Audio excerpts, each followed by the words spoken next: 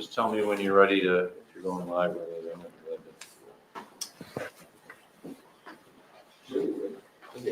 Oh, good. All right. Well, as we know, it's nice and sunny here in Springville. They got a significant amount of snow overnight, approximately 2 feet, but the snow band has moved north. It is now moved into the Buffalo metro region, including the city of Buffalo. The projections are, as we've seen, just even driving through it, 2 to 3 inches more of snow per hour. It's possible the city of Buffalo could get upwards of a foot or more in the time period between when it entered the city to tomorrow and when which the band is supposed to stop. We're very hopeful that because the lake is pretty much freezing over right now, that this is going to be the end of the lake effect snowstorms, but we still have this one to go through. There is a travel advisory in effect for pretty much all of Erie County except for the northern portion, which includes Grand Island, the Tonawanda, Amherst, Clarence, Newstead. There is a travel ban that was put in place by the town of Brant. That was this morning. There was a travel ban in the overnight hours in the town of Evans, but that was lifted. Conditions are passable. We drove up on the 219. It was a little hard packed in some areas when the snow was falling, but once you got past that, pretty much the town of Boston, you were down pretty much to bare pavement. So what we're reminding everybody is it's winter in Buffalo and Western New York. We get storms. This is not a storm that's dumping 7 feet of snow on the ground. It's dumping 2 to 3 feet of snow on the ground, which is still a lot, but it's not something that is impossible to handle. Most schools closed for the day primarily because of the cold. I assume that there may be another day of closure tomorrow, but that will be made a decision by the school districts. It will be in consultation with us. We'll be giving them information. They will make the call themselves. We are expecting the bitter cold temperatures to continue at least through tomorrow. It's cold out there right now. It's not that windy, which is very helpful. That is a key because the wind was the big problem last night. And there were 35-mile-per-hour wind gusts. It was blowing this very dry snow all over the place. And so it made it difficult driving conditions, not just because of the amount of snow that was falling, but because of the blinding snow from the whiteouts. So right now, thankfully, we're not dealing with a very strong wind, which is twofold. Number one, we don't have the extreme wind chills that we potentially could have. And number two, conditions are passable with regards to driving. You can see down the road. It is not like whiteout conditions where you can't see past the hood of your vehicle. So that's a good sign, and let's hope it continues like that. Our Erie County Department of Public Works plows were out all night. I want to dispel a misnomer, which is the county does not plow in the overnight hours. The county is on 2 12-hour shifts from noon to midnight, midnight to noon. We have people, drivers going out in all hours. So the county roads were in pretty good shape this morning. The state roads are in pretty good shape. Some of the town roads and subdivisions may not have been in as good a shape as people would like. But in general, the community's in pretty good condition considering the amount of snow that fell in the south towns last night. And we're talking with our partners in the city of Buffalo. I talked to Mayor Chris Scanlon last night, and we're working together, especially for a potential early release of our employees with state courts, city, and county. So instead of going till 5, I think we're going to be closing a little early. That information is going to be coming out because we're going to stagger it so that everyone doesn't leave at once in the downtown corridor. When everyone leaves at once is when we have a problem, but if we stagger it, courts leave at one time, city leaves a half hour, 45 minutes later, county leaves a half hour later. It works out so much better. So hopefully this is the last 24 hours we'll be dealing with lake effect snow for this year. Let's keep our fingers crossed that that's the case. Let's hope that the temperatures warm up a little bit. There's a lot of great fresh powder that fell, and I know the ski resorts are really looking forward to people coming out. And we certainly want people to go out to the ski resorts or go out to one of our great Erie County parks where everything's free. With that, I'll entertain any questions. Obviously, in driving through Orchard Park, that's a big difference from even the city of Buffalo and then north. What would you tell employers? There's been, I've heard overnight of employers trying to get their employees in, and we spoke about this more than a year ago, just planning, after what we went through the blizzard. Do you just have a message for employers knowing where their workers are if they're traveling from hard-hit areas? Well, if there's first off a travel ban in any particular location, the employer should not be holding anyone responsible who may live there or have to drive through there. We don't want people driving through an area where a travel ban is in place. So a set of travel advisories in place. The key is that people need to leave earlier, knowing that roads are going to be slower, and be prepared, which means have an emergency kit in their car, including hats, gloves, blankets, other things, so that if they did get stuck, they're not going to be too cold in their vehicle. To the employers, we always recommend that if conditions are so bad, if you can close, let your folks get out. But if it's so bad, you don't want them on the roads either. One of the things that we realized in the blizzard is the vast majority of individuals who were caught in it left hours after the driving ban had been implemented. And they left safe locations. And we want people to remember, if it's really, really bad out, don't go out in the storm. Stay where you are. If you have to stay at your workplace for 2 more hours and let the band move, stay at your workplace for 2 more hours. It's much better to be there in a safe location than to try to go out on the roads where it might not be as safe. If we are getting snow at a rate of 2 to 3 inches per hour, we can handle that. That's what is predicted, is snowfall up to 3 inches per hour. If it goes to 5 inches per hour, that's when it gets really bad. And that's when it's very difficult to keep up with the plows. And then we get a lot of vehicles on the road. It slows down our efforts. So if it continues to snow at 2 to 3 inches per hour, we just tell people to exercise caution. Employers exercise caution. And if things are really bad where you are and you're indoors, stay where you are. Stay in a safe location. It's better to stay there, even if you have to stay overnight. The worst case scenario is you stay overnight in your office or your work location and you just drive home in the morning rather than getting stuck in the bad weather. You mentioned 5+ inches is tough for plows to keep up. What is the standard time for a plow?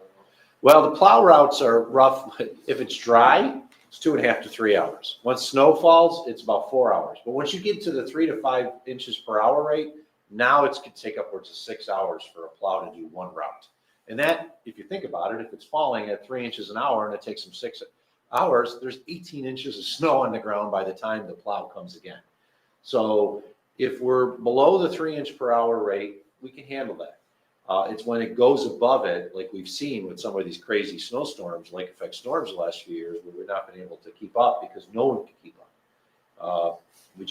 You'd have to have 10 times as many snowplows to be able to do it, and it's just not economically feasible. I was curious about the logistics of Sunday when the iPause notification went out about the colder conditions. I know I was at the stadium and people were getting that notification, and it's just echoing throughout the stadium there. But curious with the logistics of sending that out versus this morning with the 2 kids that were missing. And then, I know that's Amber Alert, that's a little different, but not having something like that. Well, the Amber, I know a little bit about the case that occurred. An Amber Alert is generally for a child that's taken. It's my understanding these kids left of their own volition.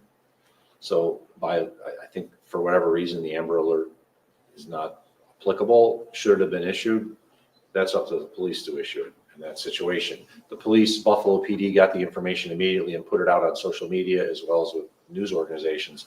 And I was very glad to find out this morning that the 2 kids were found safe, because I had a terrible knot in my stomach last night when I found out about this. They left around 7, found out around 8:30, 9 o'clock what had happened. And it was just, we know how it was cold. Even if it wasn't snowing, it was cold. It was very cold. And I was sick to my stomach thinking that one of these 2 little kids or both of them were going to be found dead, but thankfully they were found alive. We decided to issue the iPause alert on Sunday for 2 reasons. The initial forecast from the Weather Service had the bitter cold and snow beginning on Sunday night, especially for this part of the county, the southern part of the county, Chautauqua, Cattaraugus, and they got that. Some people were complaining, well, why'd you do the iPause if it wasn't going to really happen until the next day? Well, it was occurring later that night. We wanted to give people who may have gone to the football game notice. And if you were in Erie County, you got it. The CBS guys, Jim Nance, he got it on his phone because it goes based on location, not your area code. So we wanted the folks who may have gone to the football game to understand that when you're leaving, especially if you're going to the South Towns, you may be going into some really bad conditions, including lake effect snow and bitter cold. So it was a calculated decision to put it out there, knowing that we were having 70,000 people that were going to the football game who were then going to leave. And so we wanted to make certain that the community had proper notification, especially about the bitter cold, but that individuals who were going to the football game understood that depending on which way you go, you might leave this game and enter into some really bad conditions. The conditions weren't great. Thankfully, they weren't the worst case scenario when they left afterwards heading south. So we were lucky on that. The rock salt shortage. Oh, yes, I'll do it. The rock salt shortage, is that impacting Erie County? Did Erie County have to send their own trucks to actually get salt? Yeah, Erie County has sent trucks. There's the questions about rock salt shortage. There was a cave-in in a mine in Livingston County where American Rock Salt is. They are our primary provider of rock salt. And as a result, they've had a significant reduction in the amount of rock salt that they could deliver. There's also a driver issue. We have rock salt. We've sent trucks to the mines to get it. I also want to thank the City of Buffalo. City of Buffalo had some excess rock salt, and they provided to us a couple of days ago to help us just get through that 24-hour period. But we're picking up the salt, we're bringing it for the county, and we're also delivering it to other highway barns for local towns and villages in Erie County that rely on our contract. When it comes to snow, it seems like the county is prepared for this evening. What about the cold, these freezing temperatures? Are there any concerns at the county level? Well, with regards to the cold, first off, we have our code blue shelters all open. So for the homeless, there are street teams that will go out in these very bitter cold temperatures to bring them in.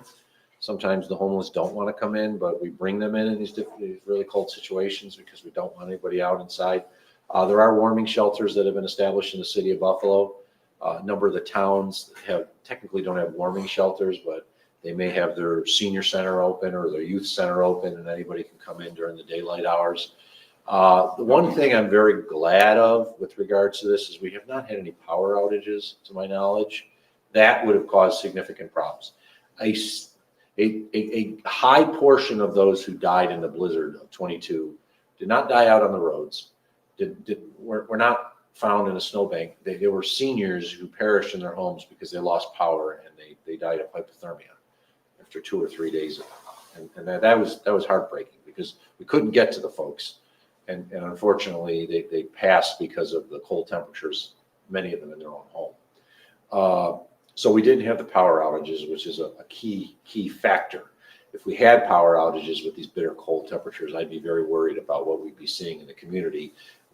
We'd be picking people up from their homes and bringing them to warming shelters, but thankfully we're not in that situation.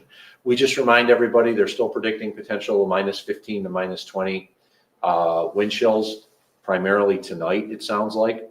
Those are life-threatening bitter cold temperatures if you're out there without proper equipment. So we just remind everybody, if you're going out, especially in your car, make sure not only are you dressed appropriately, but you got excess gloves and hats. I have to admit, I was driving into work this morning and I was looking at three people back to back who were all holding cell phones, walking or sitting at a bus stop, and none of them had gloves on. Like, wear gloves. You'll notice it quickest with the cold with your gloves and your hat or your head. Wear a hat. Make sure you got good boots. Do what you can to keep yourself warm in those situations. Layer up. I mean, that's the best way to keep warm is layer up. I got multiple layers on right now. I put the sweater on underneath the suit just because it's cold out. We remind everybody to exercise common sense. If you don't need to go out in the bitter cold temperatures, especially if it's snowing, don't go out. If it's an emergency and something happens, call 911. We will respond. But if you do not need to go out, don't go out. And we ask people to always be prepared for the worst. If you have a car that you're driving and it's got just a tiny bit of gas left in it and you're stuck on the road, you're going to run out of gas. And then what happens? Hopefully you have cold weather gear in your car to keep you warm. So just remind everybody, we are expecting the bitter cold wind chills to come primarily tonight through the overnight hours. If you don't need to be out, don't be out. And one final shout out to the workers in our public works or utilities and other departments that are out there in the overnight hours, sanitation workers, those that have to work in these conditions. I just want to say thank you to them. A lot of people, I was up in the middle of the night dealing with these issues, making phone calls, and getting reports from the field. But I was in my house. It was nice and warm. And the workers that were in the plows were out in the bad conditions in the cold. And I just want to say thank you to them. All right, thanks, everyone. Thanks, Marty. And if you want to take a tour, see some of the work that's done. So, Mark.